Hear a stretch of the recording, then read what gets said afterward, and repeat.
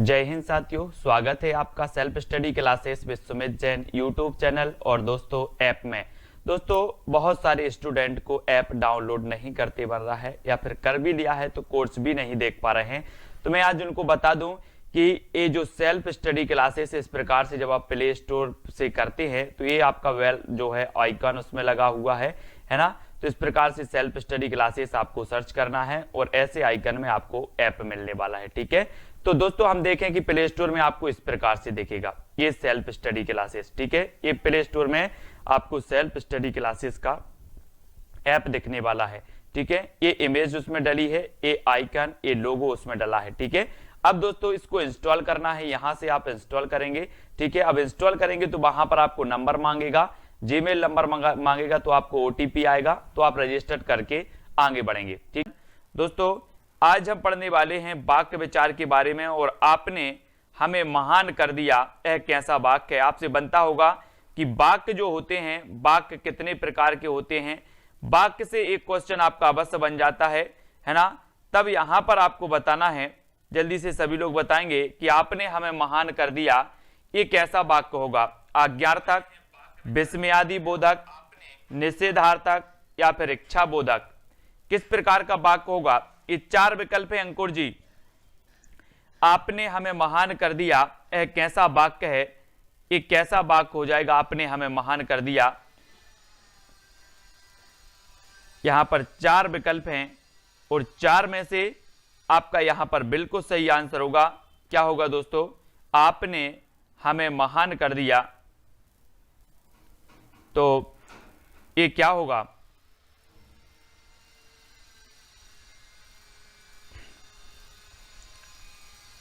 क्या हो जाएगा, विस्मयादि बोधक। कौन सा हो जाएगा, विस्मयादि बोधक वाक्य। ठीक है, जिन वाक्यों में हर्ष, शोक, घृणा आदि के भाव व्यक्त हों उन्हें विस्मयादि बोधक वाक्य कहते हैं। आपने हमें महान कर दिया ये कैसा है, विस्मयादि बोधक।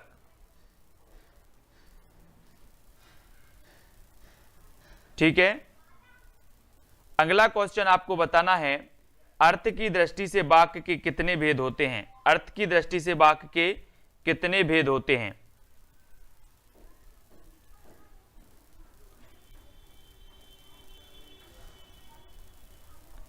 आपको बताना है अर्थ की दृष्टि से कितने भेद होते हैं, प्रश्न क्रमांक 2 में। और यहां पर आपका बिल्कुल सही आंसर होगा कि अर्थ की दृष्टि से जो वाक्य के भेद होते हैं 8 प्रकार के होते हैं। आ से अर्थ और आ से 8। ठीक है, तो ये 8 प्रकार के होते हैं। रचना की दृष्टि से 3 प्रकार के होते हैं ना, रचना की दृष्टि से 3 प्रकार के। ऐसा सार्थक शब्द समूह जो व्यवस्थित हो तथा पूरा आस प्रकट कर सके वाक्य कहलाता है। वाक्यों का वर्गीकरण 2 दृष्टियों से होता है, अर्थ की दृष्टि से तथा रचना की दृष्टि से। ठीक है, अर्थ की दृष्टि से वाक्य 8 प्रकार के विधिवाचक, निषेधवाचक, आज्ञावाचक, प्रश्नवाचक, विस्मयवाचक, संदेहवाचक और इच्छावाचक होते हैं। ठीक है, और रचना की दृष्टि से सरल और मिश्र और संयुक्त, ये रचना की दृष्टि से 3 प्रकार के होते हैं और अर्थ की दृष्टि से 8 प्रकार के होते हैं। ठीक है, अगला आपको बताना है कि जिस वाक्य में एक उद्देश्य और एक विधेय होता है वह वाक्य क्या कहलाता है, उस वाक्य को क्या कहते हैं। मिश्र वाक्य, आश्रित वाक्य, संयुक्त वाक्य या फिर सरल वाक्य। तो जिस वाक्य में एक उद्देश्य और एक विधेय होता है उस वाक्य को क्या कहा जाता है। 4 विकल्प हमने पढ़ा था कि सर जो सरल वाक्य होता है, सरल वाक्य, इसमें एक विधेय होता है ना, और एक उद्देश्य होता है। ठीक है, तो जिस वाक्य में एक उद्देश्य और एक विधेय हो उसे कहते हैं हम सरल वाक्य। ठीक है, तथा एक क्रिया होती है, एक कर्ता होता है, उसे साधारण या सरल वाक्य कहते हैं। जैसे बिजली चमकती है, पानी बरसा, जबकि मिश्र वाक्य में मुख्य उद्देश्य विधेय के अलावा एक अधिक सामायिक क्रियाएं होती हैं, है ना। संयुक्त वाक्य उस वाक्य को कहते हैं जिसके 2 या 2 से अधिक सरल वाक्य अथवा मिश्र वाक्य अवयवों द्वारा संयुक्त होते हैं। तो यहां पर आपको बताना है कि निम्नलिखित में से विधानवाचक वाक्य कौन सा है, विधानवाचक बताना है। प्रश्न क्रमांक 4 का उत्तर, आप अपनी बात कह सकते हैं। अब तक वह सो गया होगा, वह ना तो स्वयं सोता है न किसी और को सोने देता है, जाड़े की धूप बहुत प्यारी लगती है। विधानवाचक वाक्य बताना है। प्रश्न क्रमांक 4 में कौन सा हो जाएगा विधानवाचक वाक्य। वाक्य से भी क्वेश्चन पूछे जाते हैं और यहां पर आपको विधानवाचक वाक्य का चयन करना है, तब आपका यहां पर बिल्कुल सही आंसर क्या हो जाएगा कि जाड़े की धूप बहुत प्यारी लगती है, जाड़े की धूप बहुत प्यारी लगती है ना, वो आपका डी नंबर बिल्कुल सही हो जाएगा, डी नंबर। ठीक है, वाक्य अनेक प्रकार के हो सकते हैं। इनमें से विधानवाचक वाक्य क्या है, जिन वाक्यों में क्रिया के करने या होने की सूचना मिलती है उन्हें विधानवाचक वाक्य कहते हैं। जैसे जाड़े की धूप बहुत प्यारी लगती है, तो विधानवाचक वाक्य में क्या होता है, क्रिया के करने या होने की सूचना मिलती है, क्रिया के करने या होने की। तो जाड़े की धूप बहुत प्यारी लगती है ना। तो यहां पर आपका विधानवाचक वाक्य हो जाएगा आपकी यात्रा मंगलमय हो। वाक्य किस प्रकार का है, आपकी यात्रा मंगलमय हो, किस प्रकार का वाक्य है, लोकेंद्र जी है ना, मुस्कान जी, कमला जी, आर बाय, सभी लोग बताएंगे कि जाड़े आपकी यात्रा मंगलमय हो। अपन कई बार पढ़ते ना कि सर ये तो इच्छावाचक है, कैसा है, इच्छावाचक, यानी सी नंबर इच्छावाचक बिल्कुल सही होगा। ठीक है, फिर यहां पर हम बात करते हैं दोस्तों इच्छावाचक की, कि जिन प्रश्न में दिया गया वाक्य आपकी यात्रा मंगलमय हो, इच्छावाचक वाक्य है, और जिन वाक्यों में इच्छा, आशीष, शुभकामना आदि का ज्ञान होता है उन्हें इच्छावाचक वाक्य कहते हैं। जैसे भगवान तुम्हें लंबी उम्र दे, आपकी यात्रा मंगलमय हो, तुम्हारा कल्याण हो। तो इच्छा, आशीष और शुभकामनाएं जहां पर दी जाती हैं वो इच्छावाचक वाक्य होते हैं। ठीक है, मैं भी आपके साथ चलता किंतु मेरा स्वास्थ्य ठीक नहीं है, यह उदाहरण वाक्य के किस भेद पर आधारित है, संज्ञा उपवाक्य के, मिश्र वाक्य के, संयुक्त वाक्य के, या इनमें से कोई नहीं।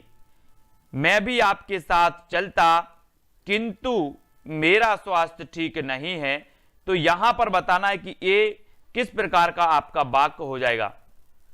आपने पढ़े हैं रचना की दृष्टि से वाक्य के 3 भेद होते हैं। पहला होता है दोस्तों सरल वाक्य, दूसरा मिश्र वाक्य और तीसरा होता है संयुक्त वाक्य। सभी लोगों को पता है। तो यहां पर मैं अगर आपको एक ट्रिक से ये सरल, मिश्र, संयुक्त ये बता देंगे, यहां पर कुछ इसके वाचक शब्द होते हैं। जैसे यहां पर आपको पहचानना है कि किंतु आया, तो आप क्या लगा दोगे, सरल वाक्य। ये मिश्र संयुक्त वाक्य लगा देंगे, जिसमें एक से अधिक सरल वाक्य सम्मिलित होते हैं वो संयुक्त वाक्य होता है। ठीक है, जिन वाक्यों में 2 से अधिक सरल वाक्य, समुच्चय बोधक, अव्ययों और, तथा, एवं, किंतु, परंतु, यानी कि मिश्र वाक्य वही होगा जिसमें और, तथा, एवं, किंतु, परंतु से एक से अधिक वाक्य जुड़े होंगे। ठीक है, उन्हें संयुक्त वाक्य कहेंगे। जैसे बात करें कि मैं भी आपके साथ चलता किंतु मेरा स्वास्थ्य ठीक नहीं है, तो ये किंतु आया, किंतु, परंतु, एवं, तथा और, ये शब्द आते हैं संयुक्त वाक्य में। ठीक है, अब यहां पर बताना है कि मोहन ने रवि की शिकायत की क्योंकि उसने मोहन को परेशान किया। वाक्य निम्न में से किस सरल वाक्य से बना है, किससे बना है, प्रश्न क्रमांक 7 का चयन करिए सभी लोग। रवि ने परेशान किया इसलिए मोहन ने उसकी शिकायत की, रवि की परेशानी के कारण मोहन ने शिकायत की, या जब रवि ने परेशान किया तब मोहन ने शिकायत की। यहां पर हमें सरल वाक्य से बना बताना है कि कौन सा है। 4 विकल्प में से आप चयन करेंगे, आपको दिख रहा होगा, सभी लोग को दिख रहा है। तब यहां पर आपका उत्तर क्या हो जाएगा, प्रश्न क्रमांक 7 में रवि ने परेशान किया इसलिए नहीं है, रवि की परेशानी के कारण मोहन ने शिकायत की, ये भी नहीं है। जब रवि ने परेशान किया तब, तो ये भी नहीं है। उत्तर क्या हो जाएगा, कमला ठाकुर जी, वेरी गुड। उत्तर होगा कि मोहन ने रवि से परेशान होकर उसकी शिकायत की, ये आपका सरल वाक्य होगा, डी नंबर, ठीक है, डी आपका बिल्कुल सही हो जाएगा। अब यहां पर देखें कि जिन वाक्यों में केवल एक ही उद्देश्य है और एक ही विधेय है उन्हें सरल वाक्य, साधारण वाक्य कहते हैं। प्रश्न में दिए गए वाक्यांश मोहन ने रवि की शिकायत की क्योंकि उसने मोहन को परेशान किया का सरल वाक्य मोहन ने रवि से परेशान होकर उसकी शिकायत की से बना है, जबकि बाकी विकल्पों में मिश्रित वाक्यों के उदाहरण दिए गए हैं, है ना।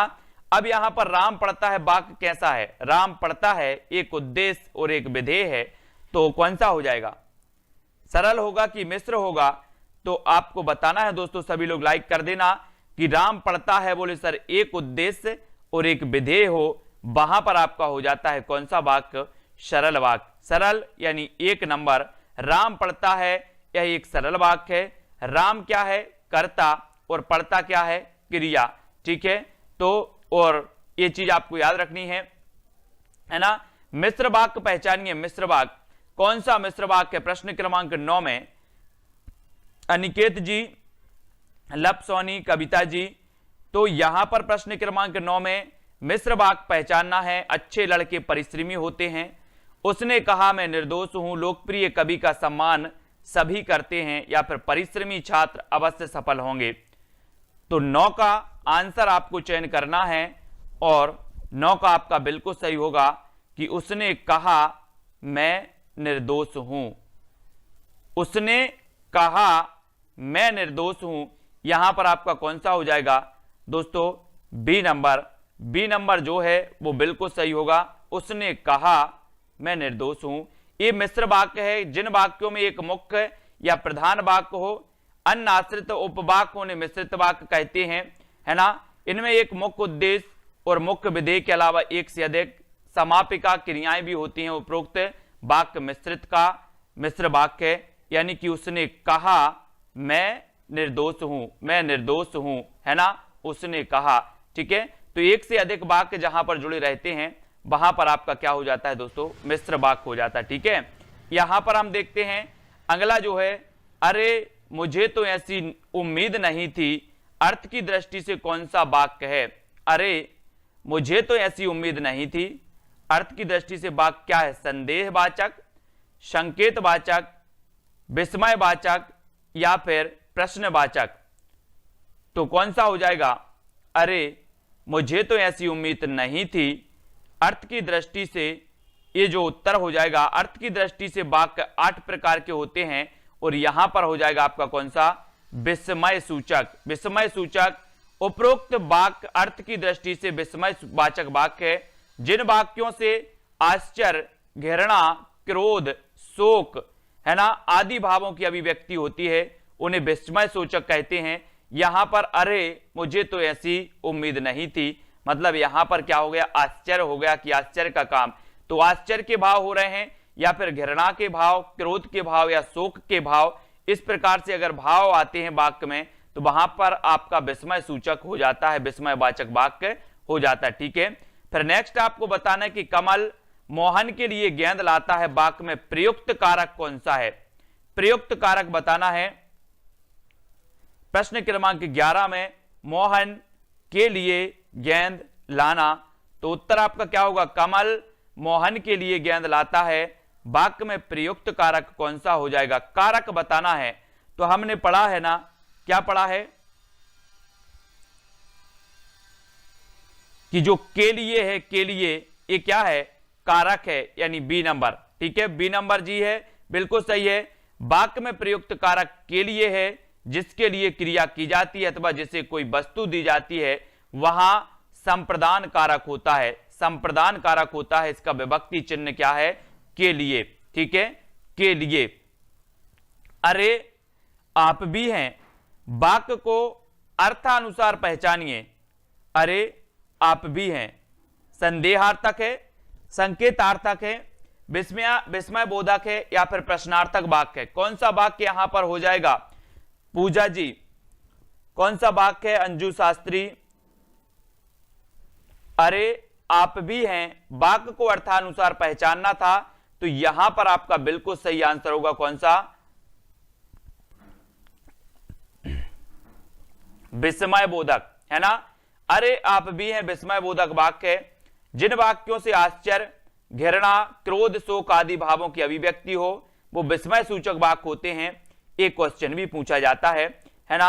अब आपको बताना है निकेतन कि पूर्ण वाक्य के अनिवार्य संगठन है तो कौन है? उद्देश्य और क्रिया, कर्ता और कर्म, उद्देश्य और विधेय, क्रिया और कर्ता। तो अमरजीत जी, पूर्ण वाक्य के अनिवार्य संगठक कौन से होते हैं पूर्ण वाक्य के? तो यहां पर पूर्ण वाक्य के जो अनिवार्य संगठक होते हैं वो होते हैं दोस्तों कौन से? उद्देश्य और विधेय। उद्देश्य और विधेय ये पूर्ण वाक्य के अनिवार्य संगठक होते हैं, यानी कि वह पूर्ण वाक्य होगा जिसमें उद्देश्य हो और विधेय हो, है ना, वही पूर्ण वाक्य कहलाएगा। पूर्ण वाक्य के अनिवार्य संगठक उद्देश्य और विधेय हैं। जिसके बारे में बात की जाए इसे उद्देश्य कहते हैं, जिसके बारे में बात की जाए उसे उद्देश्य कहते हैं, तथा जो बात की जाए उसे विधेय कहते हैं, है ना। क्या तुम लड्डू खाओ वाक्य कर्म वाच्य में होगा, क्या होगा? कर्म वाच्य में ये कौन सा बन जाएगा दोस्तों? कर्म वाच्य भी आपने पढ़े हैं। यहां पर है कि क्या तुम लड्डू खाओगे, खाओगे, है ना। तो यहां पर हमें कर्म वाच्य बनाना है और आपने पढ़े हैं कर्तरी, कर्म, भाववाच्य, ये 3 प्रकार के वाच्य होते हैं। और वाच्यों की जब बात आती है तो जब कर्म वाच्य की बात आती है तो यहां पर है क्या तुमसे लड्डू खाया जाएगा, क्या तुमसे लड्डू खाया जाएगा, यानी बी नंबर आपका बिल्कुल सही होगा। क्या तुमसे लड्डू खाया जाएगा, एक कर्म वाच्य। यहां पर देखो जिस वाक्य में कर्म प्रधान होता है उसे कर्म वाच्य कहते हैं। उक्त वाक्य में बा क्या तुमसे लड्डू खाया जाएगा, ये क्या है? कर्म वाच्य है। बा नंबर जो आया है क्या तुमसे लड्डू खाया जाएगा, ये कर्म प्रधान है यहां पर। और कर्म प्रधान जहां पर होता है वहां पर कौन सा हो जाता है? कर्मवाचक। कौन सा हो जाता है दोस्तों? कर्मवाचक। जहां कर्ता की प्रधानता हो वहां पर कर्तरी होता है, कर्तरीवाच्य। और जहां पर भावों की प्रधानता हो वहां पर भाववाच्य होता है ना। तुम क्या कर रहे हो, इस वाक्य का विधिवाचक क्या होगा? तुम क्या कर रहे हो?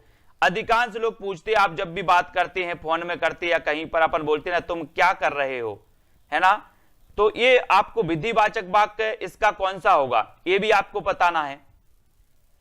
विधिवाचक जहां पर कुछ करने और कुछ होने की बात होती है वहां पर आपका विधिवाचक हो जाता है। जहां पर कुछ करने और कुछ होने की, तो तुम क्या कर रहे हो इसका विधिवाचक वाक्य बनाना है। तो हम पूछ लेंगे तुम कुछ कर रहे हो, तुम कुछ कर रहे हो। तो जहां पर करने और होने की बात होती है वहां पर विधिवाचक वाक्य होता है ना। और दोस्तों यहां पर जिन वाक्यों में क्रिया के होने या करने का बोध हो वहां पर आपका विधिवाचक वाक्य होगा, है ना। ये भी आपको याद रखना है। और इसमें तुम कुछ कर रहे हो ये विधिवाचक हो जाएगा, यानी आपका उत्तर क्या हो जाएगा? बी नंबर हो जाएगा। सी के पंकज जी इसको याद रखेंगे बी नंबर को, ठीक है। फिर आगे देखते हैं, आगे जो अपना एक प्रश्न है कि निम्न में से किस वाक्य में शब्द निर्माण संबंधी अशुद्धि है? शब्द निर्माण संबंधी अशुद्धि कौन से वाक्य में है?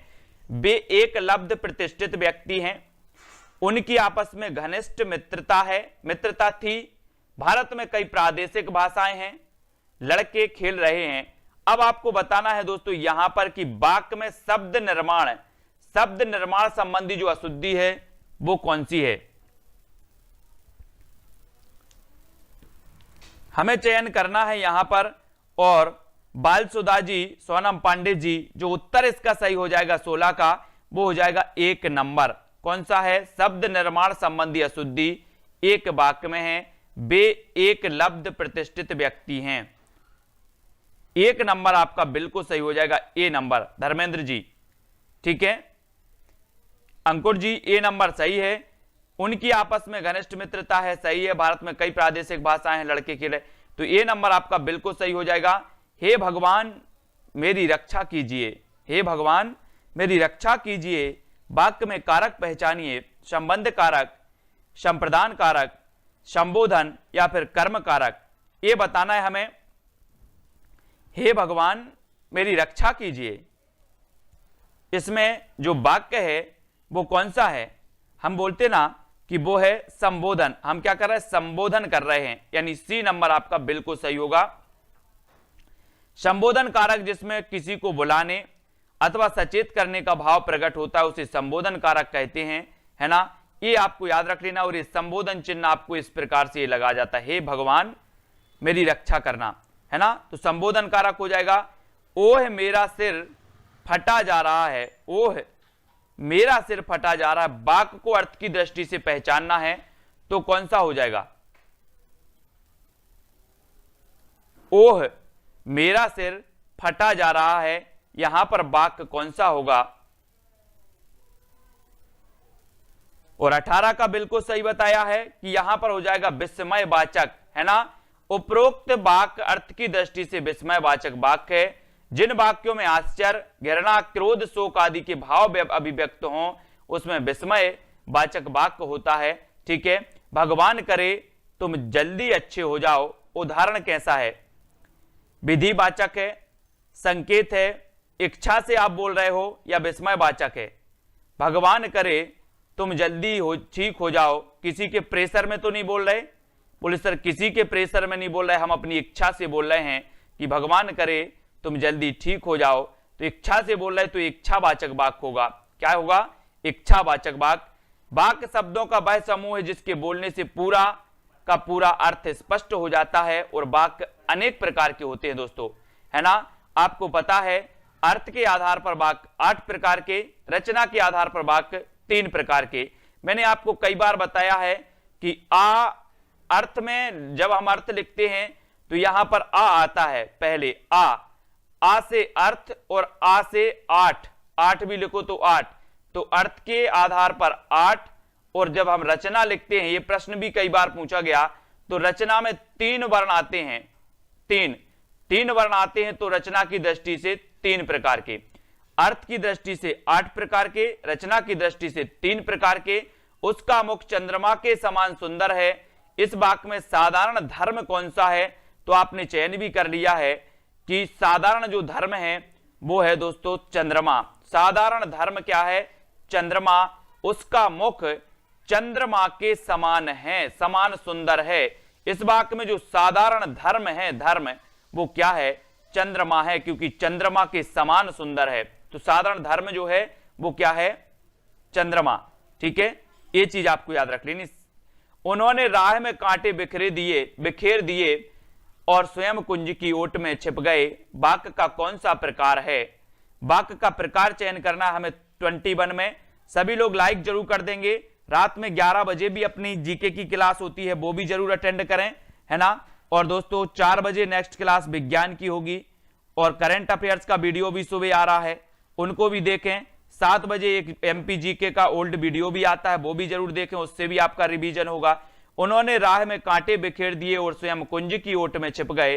ये जो वाक्य है दोस्तों, इस संयुक्त वाक्य बिखेर दिए और स्वयं कुंज की ओट में छिप गए, ये आपका मिश्रित नहीं होगा, ये आपका संयुक्त होगा।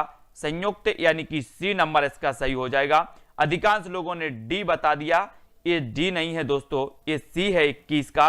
उन्होंने राह में कांटे बिखेर दिए, स्वयं कुंज की ओट में छिप गए। वाक्य संयुक्त वाक्य का उदाहरण है। अनेक या दो से अधिक स्वतंत्र उपवाक्यों का समूह जो अर्थ के लिए एक दूसरे पर क्या हो? आश्रित हो, संयुक्त वाक्य कहलाते हैं। जबकि साधारण वाक्य उसे कहते हैं जिसमें एक उद्देश्य और एक विधेय होता है ना। तो यहां पर एक और शब्द आया है, कौन सा? और आया है, तो और से ही आप पहचान जाते कि सर ये क्या है? संयुक्त वाक्य है। इसके कुछ वाचक शब्द होते हैं, तो इनको भी आपको अभी अपन ने पढ़ा था ना कि संयुक्त वाक्य में कौन कौन से आते हैं, है ना, वो पढ़ा था। किंतु, परंतु, और, तथा, एवं, ये जो शब्द आते हैं, ये वाक्य में अगर आ गए तो मान के चलो कि वो संयुक्त वाक्य है। सीधी सी अगर आपको समझ में नहीं आता तो, ठीक है। फिर आगे से यहां पर देखते हैं दोस्तों कि निम्न में से मिश्र वाक्य कौन सा है? मैंने आश्चर्य से कहा, कीड़े, है ना, उसने नीना का विरोध नहीं किया और बड़े धैर्य और लगन के साथ मौके का इंतजार करता रहा। अब मुझे पूरी बात समझ में आ गई, आखिर क्या कहना चाह रहा है। तो मिश्रित वाक्य आपको बताना है कि कौन सा हो जाएगा। मिश्रित वाक्य यानी कि आपका प्रश्न क्रमांक 22, 22 का उत्तर क्या हो जाएगा?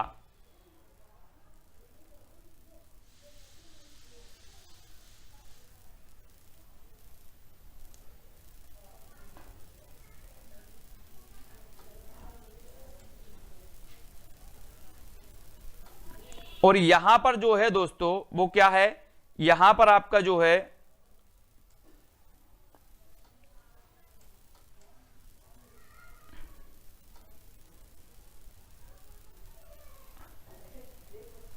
यहां पर आपको मिश्रित वाक्य की पहचान करनी है। तो यहां पर ये तो आपका क्या है, संयुक्त होगा, ये गलत लिख गया है यहां पर, है ना। ये यहां पर जो है दोस्तों वो उत्तर गलत लिख गया है। ये देखो यहां पर कि जिन वाक्यों में दो या दो से अधिक सरल वाक्य समुच्चय बोधक अव्ययों और तथा पर परंतु आदि से जुड़े हों उन्हें संयुक्त वाक्य कहते हैं। जैसे उसने मीना का विरोध नहीं किया और बड़े धैर्य से साथ, ये आपका एक संयुक्त वाक्य हो जाएगा, है ना। यहां पर मिश्र पूछा गया है तो यहां पर मिश्र का उदाहरण भी नहीं है, ठीक है। ये संयुक्त हो जाएगा, संयुक्त, है ना। इस प्रकार से संयुक्त वाक्य। मिश्र वाक्य किसे कहते हैं ये बताना है 23 का आंसर। जिनमें एक ही कर्ता और एक ही क्रिया होती है, जिनमें एक से अधिक प्रधान उपवाक्य हों और वे संयोजक अव्यय से जुड़े हों, जिनमें एक साधारण वाक्य तथा उसके अधीन दूसरा उपवाक्य हो या उपरोक्त में से कोई नहीं। तो मिश्र वाक्य किन्हें कहते हैं ये चीज हमें बतानी है। हाँ लोकेंद्र जी, 23 मिश्र वाक्य किसे कहते हैं? मिश्र वाक्य आपको बताना है। और बोले सर कि जिनमें एक साधारण वाक्य तथा उसके अधीन दूसरा उपवाक्य हो वो कहलाता है आपका कौन सा? मिश्र वाक्य। वो क्या कहलाता है? जिनमें एक साधारण वाक्य होता है और उसके अधीन दूसरा उपवाक्य होता है, वो आपका मिश्र वाक्य कहलाता है। देखें कि जिन वाक्यों में एक मुख्य तथा प्रधान वाक्य हो और अन्य आश्रित उपवाक्य हो उन्हें मिश्रित वाक्य कहते हैं। जैसे बात करें कि इनमें एक मुख्य उद्देश्य और मुख्य विधेय के अलावा एक से अधिक समापिका क्रियाएं होती हैं। जैसे यदि परिश्रम करोगे तो उत्तीर्ण हो जाओगे, परिश्रम करोगे तो उत्तीर्ण हो जाओगे, है ना। तो जो उत्तीर्ण हो जाओगे वाला है पूर्ण रूप से इस पर डिपेंड है कि परिश्रम करोगे तो उत्तीर्ण हो जाओगे। ये क्या है? उपवाक्य है। मैं जानता हूं कि तुम्हारे अक्षर अच्छे नहीं बनते, तो जो दूसरा उपवाक्य होता है वो पहले उपवाक्य पर पूरा डिपेंड होता है ना। तो ये भी आपको याद रख लेना। जिन वाक्यों में आज्ञा, प्रार्थना, उद्देश्य आदि का ज्ञान होता है उन्हें वाक्य कहते हैं। उन्हें कौन सा वाक्य कहते हैं? जैसे बाजार जाकर फल ले आओ, मोहन तुम बैठकर पढ़ो, या फिर बड़ों का सम्मान करो। तो इन्हें क्या कहा जाता है ये बताना है 24 में कि जिन वाक्यों में प्रार्थना, उद्देश्य, आज्ञा, प्रार्थना, उद्देश्य आदि का ज्ञान होता है वो वाक्य क्या कहलाते हैं। तब हमने पढ़ा भी है कि जिसमें आज्ञा हो, प्रार्थना हो या उद्देश्य हो उसमें दोस्तों आपका कौन सा हो जाएगा? आज्ञावाचक हो जाएगा, आज्ञावाचक, है ना। तो आपका जो सा नंबर है, सी नंबर, आज्ञावाचक, बिल्कुल सही है। जिन वाक्यों में आज्ञा, प्रार्थना, उद्देश्य आदि का ज्ञान होता है आज्ञावाचक वाक्य कहलाते हैं, है ना। अब आपको बताना है कि या तो तुम सुधर जाओ या विद्यालय से निकल जाने के लिए तैयार रहो। या तो तुम सुधर जाओ या विद्यालय से निकल जाने के लिए तैयार रहो, इसमें कौन सा वाक्य होगा? सरल वाक्य, संयुक्त वाक्य, मिश्र, या फिर उपरोक्त में से कोई नहीं? कौन सा वाक्य हो जाएगा दोस्तों? और यहां पर अपन ने देखा कि सर हमने अब भी ऊपर पढ़ा था कि संयुक्त वाक्य में या शब्द आया, या तो तुम सुधर जाओ या विद्यालय से निकल जाने के लिए तैयार हो जाओ। यानी कि एक से अधिक सरल वाक्य जहां पर जो होता है वो सही हो जाते, ठीक है। तो या तो तुम सुधर जाओ या विद्यालय से निकल जाने के लिए तैयार हो जाओ। तो यहां पर आपका क्या हो जाएगा? संयुक्त वाक्य, संयुक्त वाक्य हो जाएगा। संजय जी बिल्कुल सही है, संयुक्त वाक्य हो जाएगा। इसके कुछ वाचक शब्द आपको देखना है दोस्तों। यहां पर देखो, इस जो जिस वाक्य में और, तथा, एवं, पर, परंतु इतने अगर शब्द आते हैं तो आपको क्या लगाना है? संयुक्त वाक्य, ठीक है। क्या लगाना है? संयुक्त वाक्य। और वाक्य को भी आपको पढ़ लेना है थोड़ा सा, है ना, क्योंकि कभी कभी ये डिस्टर्ब भी हो जाता है, कभी कभी मतलब 5% भी नहीं, बाकी कभी कभी ये इसमें तथा या कुछ आ जाए या पर आ जाए तो कभी कभी ये वो हो जाता है अपवाद, है अपवाद हो जाता है ना। तो वाक्य को भी पढ़ लेना है, और तथा, एवं, पर, परंतु, ये अगर शब्द आ रहे हैं तो उनको मान के चलना है 95% की इसमें कौन सा होगा, संयुक्त वाक्य होगा। ठीक है, ये भी आपको देख लेना है, और, तथा, एवं, पर, परंतु। ठीक है, इस संयुक्त वाक्य की एक पहचान होती है ना। अब यहां पर देखें कि राम ने मोहन की गाड़ी खरीदी, इस वाक्य का मिश्र वाक्य में रूपांतर क्या होगा। गाड़ी खरीदी मोहन ने राम की, राम ने उस गाड़ी को खरीदा जो मोहन की थी, राम ने मोहन की गाड़ी खरीदी, या फिर उपरोक्त में कोई नहीं। तो मिश्र वाक्य आपको बताना है कि मिश्र वाक्य में रूपांतर कर दिया। तो यहां पर दोस्तों सामान्य सा क्वेश्चन है कि राम ने उस गाड़ी को खरीदा जो मोहन की थी, जो मोहन की थी, है ना। तो ये जो वाक्य दूसरा वाला है पूर्णतः इस पर डिपेंड है कि राम ने उस गाड़ी को खरीदा जो मोहन की थी। ये इस प्रकार से मिश्र वाक्य होता है। मिश्रित वाक्य की अगर बात करें तो उन वाक्यों को कहते हैं जिन वाक्यों में एक मुख्य प्रधान वाक्य हो और दूसरा अन्य आश्रित उपवाक्य हो, है ना। तो यहां पर अगर बात करें कि राम ने मोहन की गाड़ी खरीदी का मिश्र वाक्य होगा रूपांतर करने पर बना वाक्य कि राम ने उस गाड़ी को खरीदा जो मोहन की थी। ठीक है, नेक्स्ट आपको बताना है कि जिन वाक्यों में क्रिया करने या होने की सूचना मिले उन्हें वाक्य कहते हैं। जैसे मैंने दूध पिया, क्रिया हो रही है, वर्षा हो रही है ना, राम पढ़ रहा है, तो इसमें हमें सूचना मिल रही है कि क्रिया हो रही है ना, क्रिया हो रही है। तो क्रिया होने का, और दोस्तों जिन वाक्यों में क्रिया करने या होने का अगर बोध मिले, सूचना मिले, तो वहां पर जो हो जाता है अपना कौन सा हो जाता है, अपन पढ़ रहे हैं, वो होता है विधानवाचक। विधानवाचक हो जाता है कांति जी, है ना, बिल्कुल सही, अंजू जी, किरण जी। जिन वाक्यों में क्रिया के करने या होने की सूचना मिले उन्हें विधानवाचक वाक्य कहते, जैसे मैंने दूध पिया या फिर वर्षा हो रही है। ठीक है, और जिन वाक्यों में हम आशीष, शुभकामना, है ना, और जो चीजें हम इच्छा से बोलते हैं वहां पर इच्छावाचक वाक्य होता है ना। जहां पर आज्ञा, प्रार्थना, उपदेश दिया जाता है वहां पर आज्ञावाचक हो जाता है।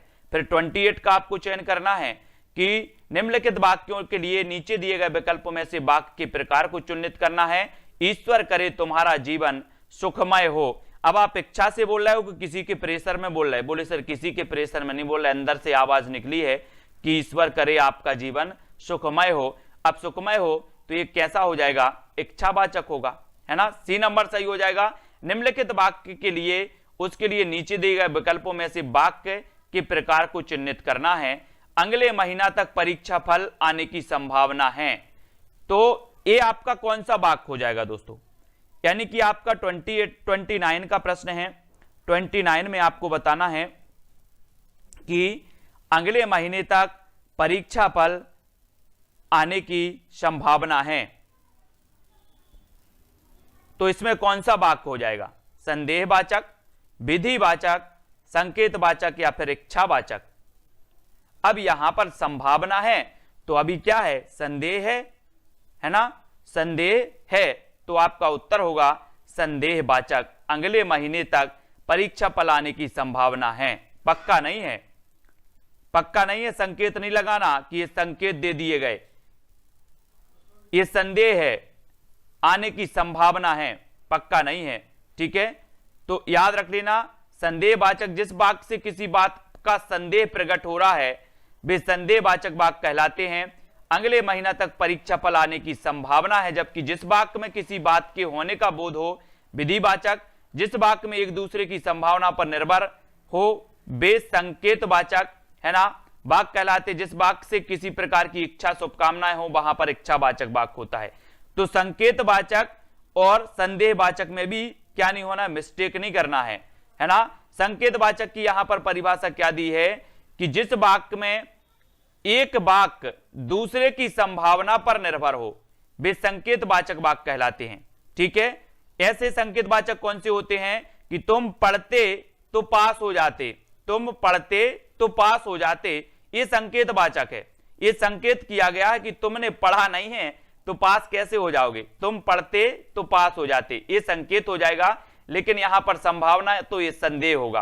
मतलब एक वाक्य दूसरे की वाक्य की संभावना पर डिपेंड रहता है कि अगर तुम भगवान की पूजा करते तो पुण्य मिलता, भगवान की पूजा करते तो पुण्य मिलता। तो एक वाक्य दूसरे पर डिपेंड है, दूसरे की संभावना पर। ठीक है, तो आज हमने यहां पर पढ़ा दोस्तों वाक्य विचार के बारे में, जहां पर हमने संदेहवाचक, अर्थ के आधार पर 8 प्रकार के वाक्य पढ़े, रचना के आधार पर 3 प्रकार के वाक्य पढ़ दिए। ठीक है, 3। दोस्तों बहुत सारे स्टूडेंट को ऐप डाउनलोड नहीं करते बन रहा है, या फिर कर भी लिया है तो कोर्स भी नहीं देख पा रहे हैं। तो मैं आज उनको बता दूं कि ये जो सेल्फ स्टडी क्लासेस इस प्रकार से जब आप प्ले स्टोर से करते हैं तो ये आपका वेल जो है आइकन उसमें लगा हुआ है ना। तो इस प्रकार से सेल्फ स्टडी क्लासेस आपको सर्च करना है और ऐसे आइकन में आपको ऐप मिलने वाला है। ठीक है, तो दोस्तों हम देखें कि प्ले स्टोर में आपको इस प्रकार से दिखेगा ये सेल्फ स्टडी क्लासेस। ठीक है, ये प्ले स्टोर में आपको सेल्फ स्टडी क्लासेस का ऐप दिखने वाला है। ठीक है, ये इमेज उसमें डली है, ये आइकन, ये लोगो उसमें डला है। ठीक है, अब दोस्तों इसको इंस्टॉल करना है, यहां से आप इंस्टॉल करेंगे। ठीक है, अब इंस्टॉल करेंगे तो वहां पर आपको नंबर मांगेगा, जीमेल नंबर मांगेगा, तो आपको ओटीपी आएगा, तो आप रजिस्टर करके आगे बढ़ेंगे। ठीक